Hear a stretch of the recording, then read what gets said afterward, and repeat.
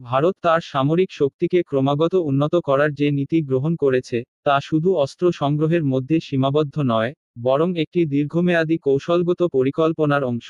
এর মূল লক্ষ্য হল আঞ্চলিক নিরাপত্তা নিশ্চিত করা, বহুমুখী সামরিক শক্তি গঠন করা এবং স্বনির্ভর প্রতিরক্ষা উৎপাদন ব্যবস্থার দিকে অগ্রসর হওয়া।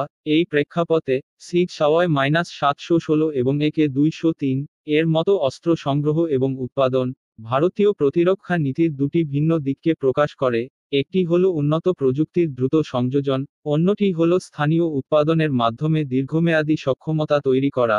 SIG-716 রাইফেলটি ভারতের জন্য এক তাৎক্ষণিক সমাধান ছিল, বিশেষ করে সীমান্ত এলাকায় মোতায়েন সেনাদের জন্য, যেখানে উচ্চ নির্ভুলতা এবং শক্তিশালী অস্ত্রের প্রয়োজন।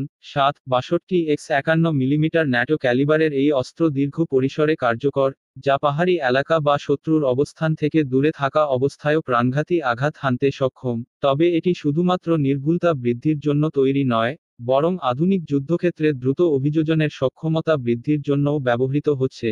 ভারতের উত্তর এবং পশ্চিম সীমান্তে যেখানে প্রতিপক্ষের উপস্থিতি ক্রমশ শক্তিশালী হচ্ছে, সেখানে SIG-716 এর মতো অস্ত্র ব্যবহার করা কৌশলগত দৃষ্টিকোণ থেকে অত্যন্ত গুরুত্বপূর্ণ।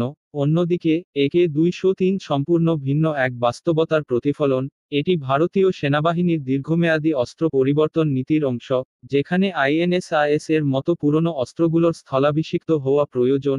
AK-203 মূলত AK সিরিজের অস্ত্রের উপর ভিত্তি করে তৈরি, যা স্থায়িত্ব, নির্ভরযোগ্যতা এবং সহজ ব্যবহারের জন্য বিশ্বব্যাপী পরিচিত।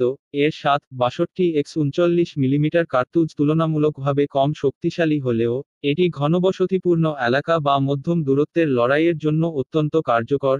ভারত এই অস্ত্র দেশীয়ভাবে উৎপাদনের উদ্যোগ নিয়েছে, যা প্রতিরক্ষা খাতে স্বনির্ভরতা অর্জনের পথে একটি বড় পদক্ষেপ। SIG-716 এবং AK-203 এর মধ্যে মৌলিক পার্থক্য কেবল তাদের প্রযুক্তিগত বৈশিষ্ট্যের মধ্যে সীমাবদ্ধ নয়, বরং যুদ্ধক্ষেত্রে ব্যবহারের ধরনেও রয়েছে।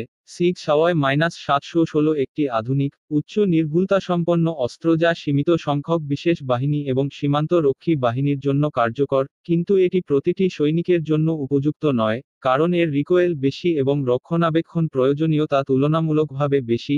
অন্যদিকে AK-203 সহজ ব্যবহারের জন্য ডিজাইন করা হয়েছে, যা বিভিন্ন ধরনের কঠিন পরিস্থিতিতেও নির্ভরযোগ্যভাবে কাজ করতে পারে।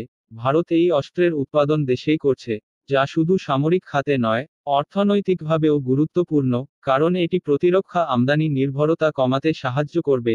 ভারত এখন এমন একটি সময়ে দাঁড়িয়ে আছে, যখন তার প্রতিরক্ষা কৌশল শুধুমাত্র বাহ্যিক হুমকি মোকাবিলার মধ্যে সীমাবদ্ধ নয়, বরং দীর্ঘমেয়াদে প্রযুক্তিগত আত্মনির্ভরতা অর্জনের দিকেও মনোযোগী। SIG-716 এর মতো অস্ত্র অল্প সময়ের মধ্যে ভারতীয় সেনাবাহিনীর আধুনিকায়নে সহায়ক হচ্ছে, কিন্তু দীর্ঘমেয়াদে ভারত AK-203 এর মতো অস্ত্র দেশীয়ভাবে উৎপাদন করে নিজস্ব প্রতিরক্ষা শিল্পকে শক্তিশালী করতে চায়। এটি শুধুমাত্র অস্ত্র উৎপাদন বা সংগ্রহের বিষয় নয়, বরং সামগ্রিক প্রতিরক্ষা কৌশলের একটি গভীর দৃষ্টিভঙ্গির প্রতিফলন।